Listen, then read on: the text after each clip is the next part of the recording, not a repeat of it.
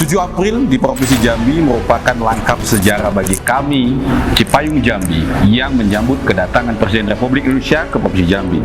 Tetapi itu tidak diafirmasi. 11 April kami turun ke Bali. Membela hak-hak rakyat dan kemudian membela jiwa raga yang hari ini sedang tertindas. Jangan pernah menggadaikan ideologi dengan figur yang tak pasti karena tidak ada tawar-menawar untuk meraih revolusi merdeka.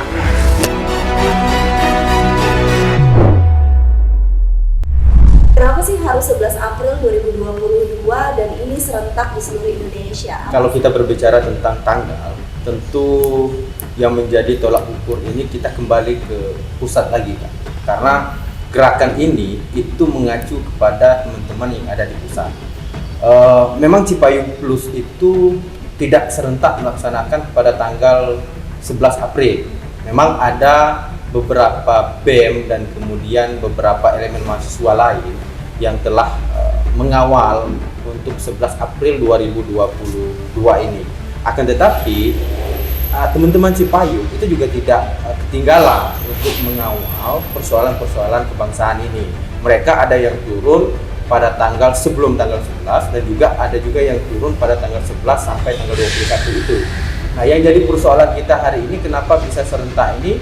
Karena salah satu misi yang paling tepat yang harus dilakukan yaitu adalah misi secara bersama-sama, mengkonter secara menyeluruh teman-teman mahasiswa yang ada di setiap provinsi, kota, kabupaten, supaya memang dapat tersalurkan semua elemen ini terisi. Kabupaten menyampaikan kepada DPR yang ada di kabupaten itu sendiri, kemudian provinsi juga seperti itu, dan juga termasuk teman-teman yang berada di pusat itu sendiri. Nah, itulah kenapa harus terjadi secara bersama-sama dan berskala besar ini, supaya memang misi ini tersampaikan dan harus didengarkan oleh aparat ataupun pejabat yang ada di pusat itu sendiri. 11 April 2022 sebenarnya ramai banget pada saat itu, dan netizen tuh nggak sedikit juga yang bilang demo terus-menerus. Ada hasil konkret? Ya, kalau 11 April sebenarnya sebelum 11 April kita sudah ada hasilnya. Secara normatif hasilnya sudah ada. Pertama dengan pernyataan Pak Jokowi, meskipun kami sangat kecewa dengan pernyataan itu. Saya tarik garis ke belakang bahwa gerakan ini secara nasional memang dikomandoi oleh pimpinan-pimpinan organisasi secara nasional yang harus diimplementasikan teman-teman di bawah, salah satu kami di Provinsi Jambi, untuk menyampaikan itu. Kenapa saya sampaikan? Apakah ada hasil? Ya, semuanya ada hasil. Sebelum tanggal 11, karena itu tanggal 11 bahwa Pak Jokowi sudah mengafirmasikan kepada publik banyak dengan melakukan rapat kabinet mendadak, akhirnya itu yang paling mendadak, harus menyampaikan bahwa persoalan penundaan pemilu atau presiden 3 periode. Memang itu salah satu menjadi afirmasi, tapi kami tidak menemu hal yang seyogyanya bagaimana mengaktifikasikan dengan 3 periode itu.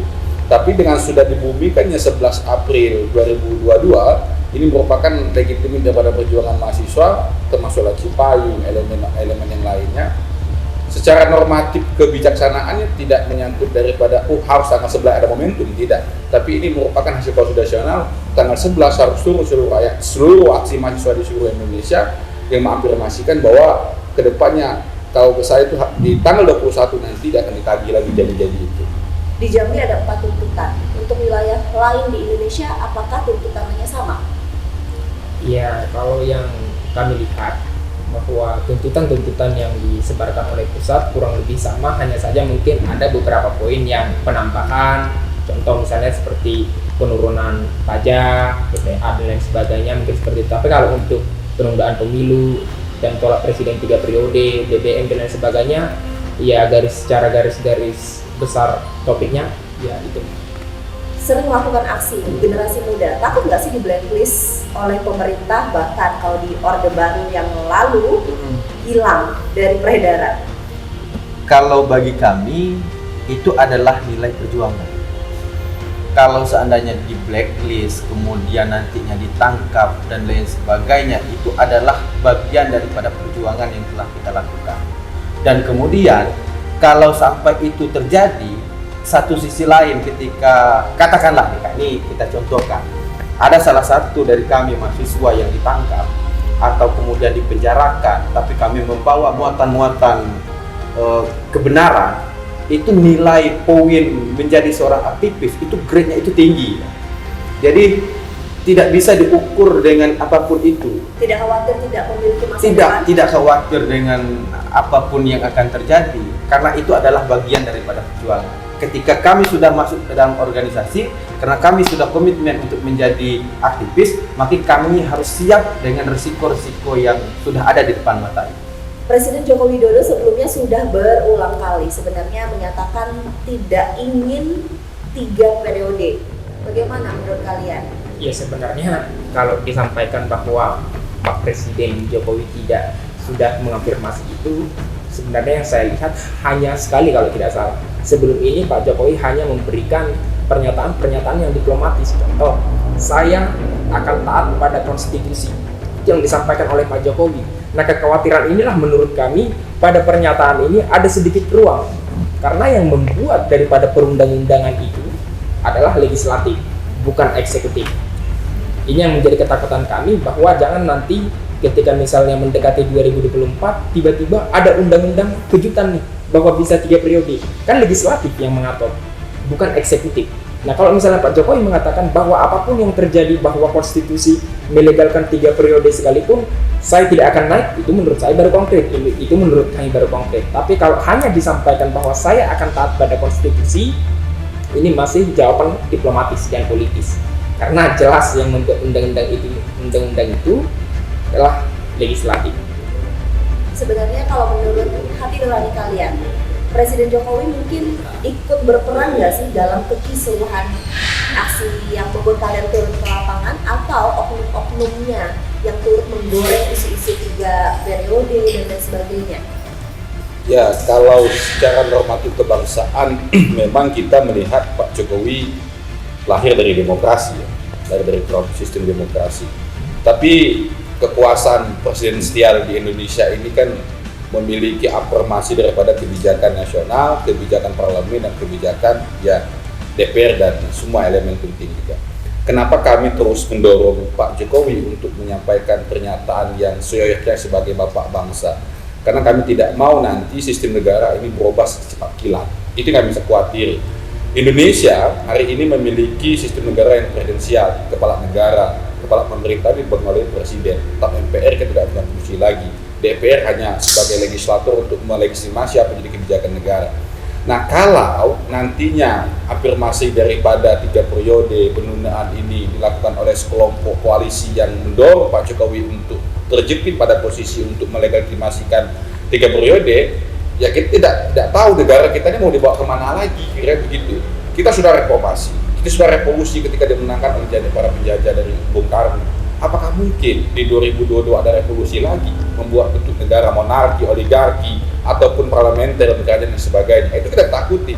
Nah, hari ini kalau Pak Jokowi melihat pemandangan seperti itu, kami meyakini betul bahwa Pak Jokowi itu lahir dari demokrasi, dan Pak Jokowi tidak akan mau karena itu. Tetapi sebagai elemen penting negara, dan Pak Jokowi harus tetap menyampaikan ke layak banyak apapun bentuk narasi aturan, narasi peraturan perundang-undangannya, taat konstitusi, taat peraturan, apapun itu yang terjadi, bahwa saya tidak akan mengafirmasi ya ada keinginan DPR dan sebagainya. Itu sebenarnya itu yang diinginkan oleh masyarakat Indonesia. Contoh yang DPR oleh kalau sahabat Daniel tadi bilang, maupun berubah tidak berubah, saya akan gigi, saya tidak akan 2 periode, atau 3 periode, saya tidak akan berpanjang, apapun bentuknya. Itu yang diharapkan oleh masyarakat seperti itu.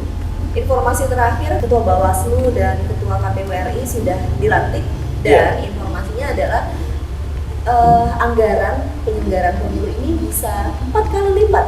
Ini artinya ya bisa diartikan lah kalau misalnya pemilu 2024 pasti dilaksanakan. Tanggapannya seperti apa?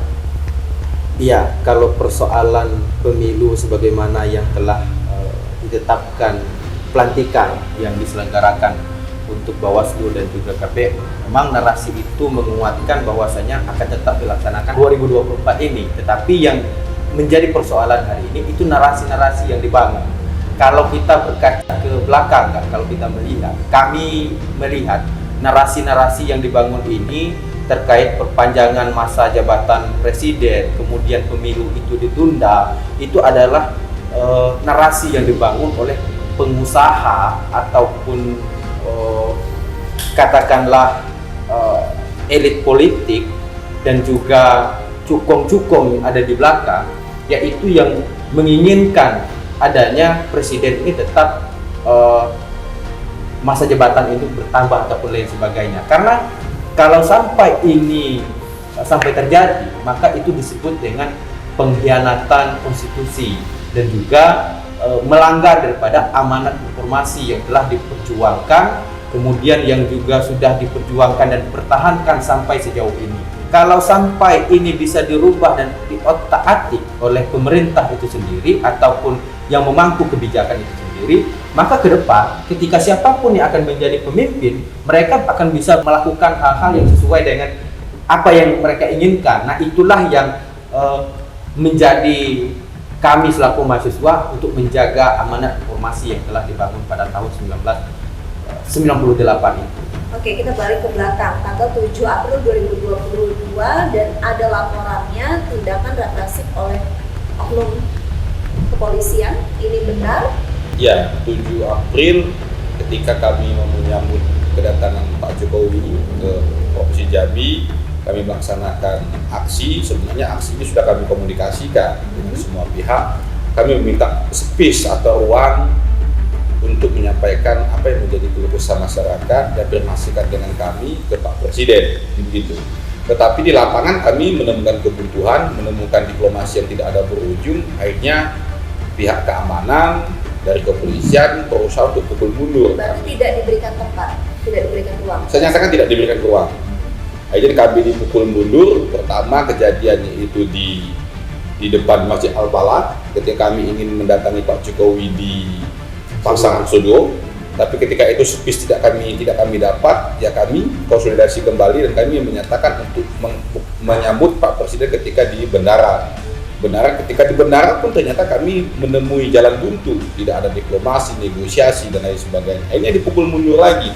Ketika dipukul mundur, ini ada beberapa teman yang terkena oleh tindakan-tindakan aparat keamanan represif yang akhirnya menimbulkan gejolak. Teman-teman ada yang sampai masuk rumah sakit.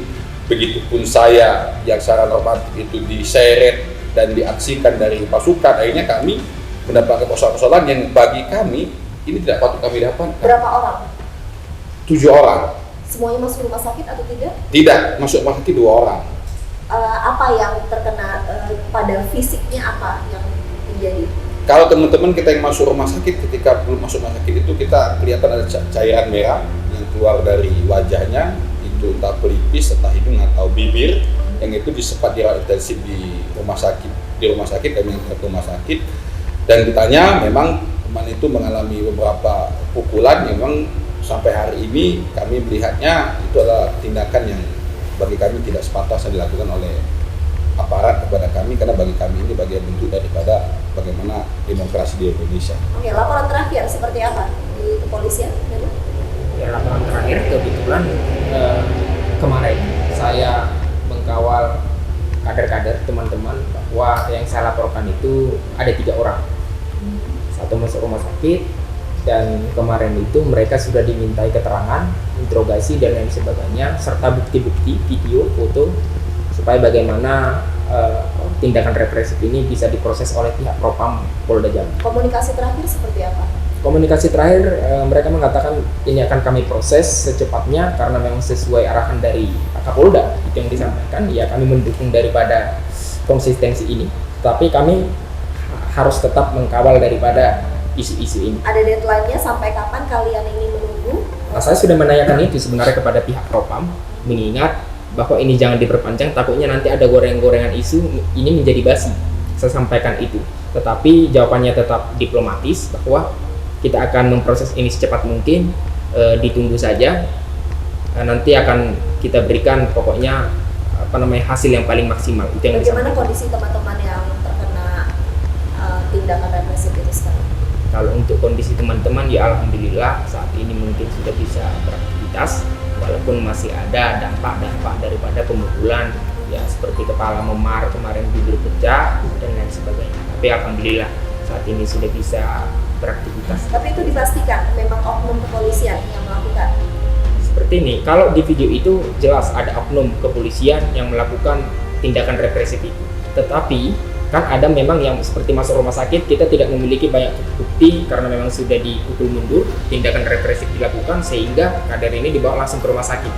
Dan teman-teman yang lain sebagainya itu sudah berlarian, jadi tidak sempat mengambil bukti-bukti yang paling konkret seperti itu. Tapi kalau misalnya dikatakan itu oknum kepolisian itu tidak, iya, siapa lagi? Karena yang di situ hanya oknum Cipayung, anggota-anggota Cipayung dan pihak kepolisian. Kalau misalnya dikatakan ada penyusup dan lain sebagainya, ya mohon maaf, itu tugas aparat. Itulah salah satu bukti konkret kami, konsisten kami memberikan surat pemberitahuan aksi supaya diamankan. Berarti bukan karena tindakan sesama teman-teman mungkin dalam kondisi khawatir, ricuh, lalu senggol-senggolan dan berakhir pada aktivitas fisik. Jadi bukan hanya fitnah loh, kita mengantisipasi hanya fitnah kepada aparat. Saya katakan itu tidak, karena beberapa bukti itu dilakukan oleh oknum aparat itu sendiri.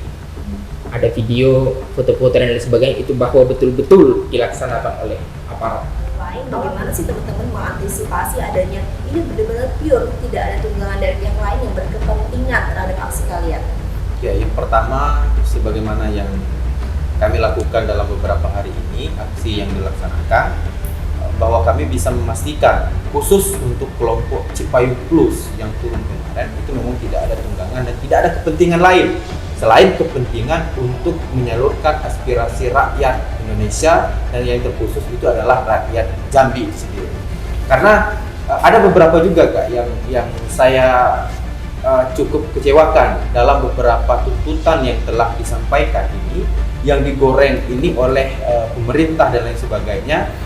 Itu adalah cuman yang persoalan perpanjangan masa jabatan dan juga 3 periode. Ada hal penting juga dalam 3 atau 4 tuntutan oleh kawan-kawan yang lain dan juga kami hari ini, yang terkait mengenai kelangkaan minyak dan kemudian terkait mengenai harga minyak yang naik, kemudian masalah BBM yang disubsidi, Pertalite, kemudian persoalan Pertalite ini menjadi langka. Nah ini seolah-olah isu ini hilang dengan satu isu yang dibawa yang kemudian dikembangkan oleh pemerintah. Saya nggak tahu juga ini Analisa begitu media atau seperti itu. Analisanya kenapa? Ya, satu tuntutan yang digaungkan.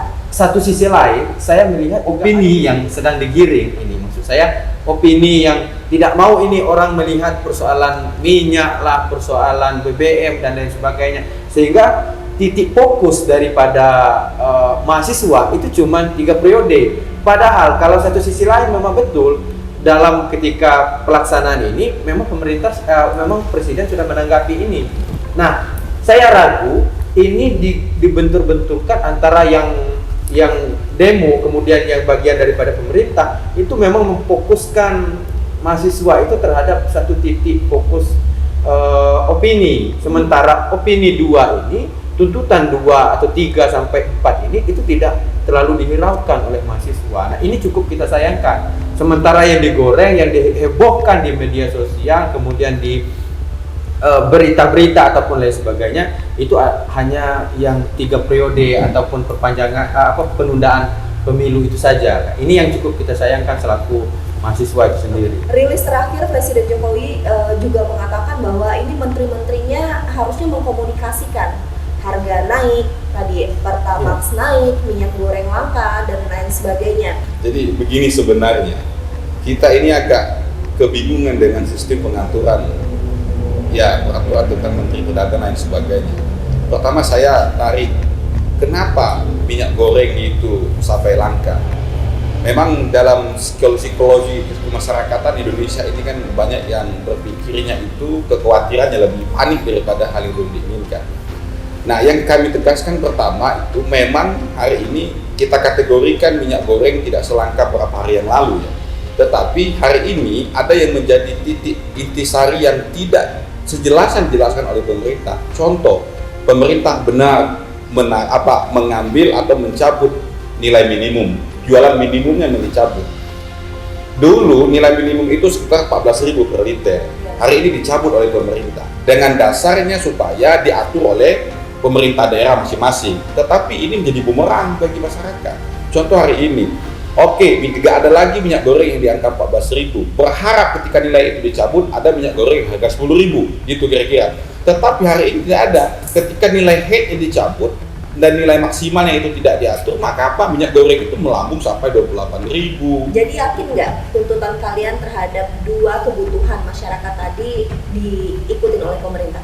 Kalau kami secara normatif yakin betul. Ini kalau pemerintah tidak mengakomodir, bahkan tidak membahas, bahkan tidak memberi penjelasan secara negara kepada masyarakat, ya gelombang-gelombang gerakan ini akan terus menerus begitu, akan terus terjadi di mana-mana. Ya, harapan kita pemerintah harus menjelaskan itu segala kelembagaan negara, harus melihat aspek budaya, aspek lain sebagainya. Contoh lagi, persoalan pertama, kita mengakui memang pertama itu dalam tanda kutip itu adalah minyak BBM yang memiliki kapasitas yang lebih bagus daripada Pertalite dan premium. Hari ini katakanlah saya sampaikan lagi-lagi, jangan mengkambing hitamkan Ukraina dan Rusia. Ingat, jangan mengkambing hitamkan Ukraina dan Rusia. Saya sampaikan lagi, kalau negara mengkambing hitamkan Ukraina dan Rusia perusahaan pertama, ini ada yang salah secara diplomasi negara. Itu pertama. Yang kedua, saya sampaikan lagi, kenapa Pertamax itu dinaikkan dan Pertalite diturunkan? Kita terus ke belakang. Dahulu ketika mengafirmasikan premium ke Pertalite, akhirnya apa? Premium hilang. Hari ini Pertalite di mana-mana langka. Ya tidak selangka itu, tapi di mana langka. Hari pertama tidak diminati oleh masyarakat yang middle ke bawah atau high class ke atas. Nah, kami ada ketakutannya. Pertama, dengan alasan negara itu untuk memperbaiki polusi, untuk memperbaiki kesehatan masyarakat melalui BBM dan sebagainya.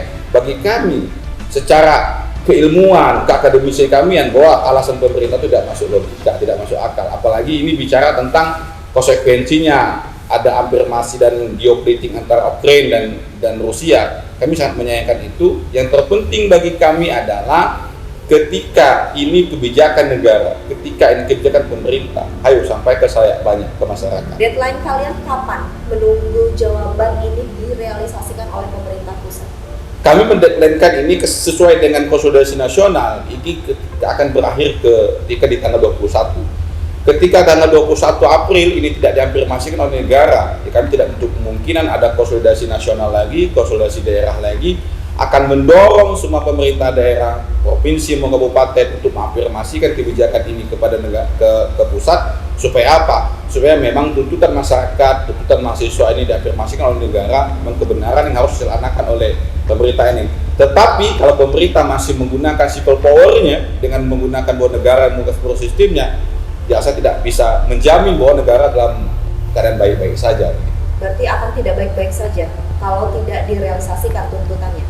Secara normatif gerakan pasti, karena mahasiswa akan terus melaksanakan konsolidasi nasional, akan menyampaikan aspirasi ini sepanjang negara tidak memberikan afirmasi tuntutan itu kepada publik.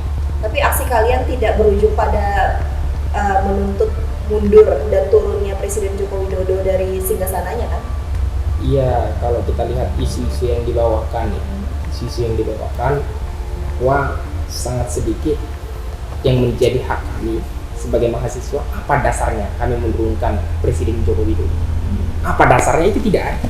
Bahwa yang membuat undang-undang itu, saya tegaskan sekali lagi, itu yang pertama adalah legislatif yang membuat undang-undang pemilu. Kenaikan BBM itu harus dilakukan paripurna antara eksekutif dan legislatif juga. Tentang kelangkaan minyak goreng ini selalu juga ada koordinasi antara pihak swasta, pengusaha, DPR juga pasti membahas ini, dan eksekutif dan para kabinet-kabinetnya. Jadi kalau dikatakan bahwa untuk menurunkan Jokowi dari presiden, dasar kami tidak ada sebenarnya kalau untuk menurunkan itu.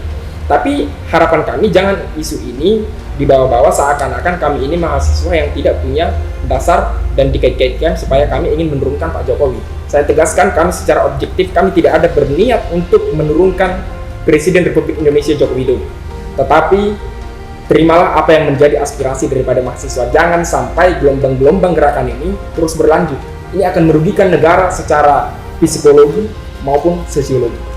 Oke, terkait dengan pemerintah daerah sendiri, sebenarnya dengan menandatangani tuntutan kalian, seyakin apakah kalian mereka juga menyuarakan kepentingan masyarakat, kepentingan aksi kalian hingga ke pemerintah pusat? Nah, yang pertama yang menjadi dasar ketika mereka sudah menandatangani tuntutan yang telah kami sampaikan, artinya mereka sudah menyatakan bahwa mereka sama dengan kami. maksudnya sama ini satu pandangan, satu misi untuk memperjuangkan masyarakat yang ada di Provinsi Jambi ini. Dan kalau terkait teknis ke depan, apakah ini yang sedang masih kami bersama-sama dengan pemerintah ini ingin mengusulkan secepatnya hasil daripada tuntutan yang telah kami sepakati. Artinya Provinsi Jambi secara menyeluruh dari kota kabupaten itu satu persepsi untuk menyampaikan hasil daripada kesepakatan itu kepada pemerintah Republik Indonesia dan juga mungkin DPR RI nantinya. Itu akan kami tembuskan. Kenapa kami minta yang menandatangani itu ada 3 elemen, mulai dari pemerintah, kemudian DPR, kemudian kepolisian, karena inilah yang salah satu tempat ataupun muatan yang harus menyampaikan kepada pusat itu sendiri. Kalau kami jelas akan menyampaikan kepada ketua-ketua Cipayung masing-masing yang ada di pusat itu sendiri. Katakanlah gubernur ini kami minta untuk menyampaikan kepada sekretariat daripada kepresidenan. Kemudian DPR, ketua DPR itu kami minta untuk menyampaikan kepada DPR RI. Kemudian Bapak Kapolda ini adalah bagian daripada tuntutan kami masalah tindakan represif itu sendiri. Tapi yakin tuntutannya bakal disampaikan? Kalau tidak sampai disampaikan, ya kita apa salahnya menyuarakan lagi dengan pemerintah itu sendiri, karena berarti yang mereka lakukan itu hanya PHP saja dengan mahasiswa. Nah, itu yang kami paling khawatirkan. Kalau sampai itu terjadi, gelombang mahasiswa di Provinsi Jambi tentu akan bergulir dan akan lebih besar.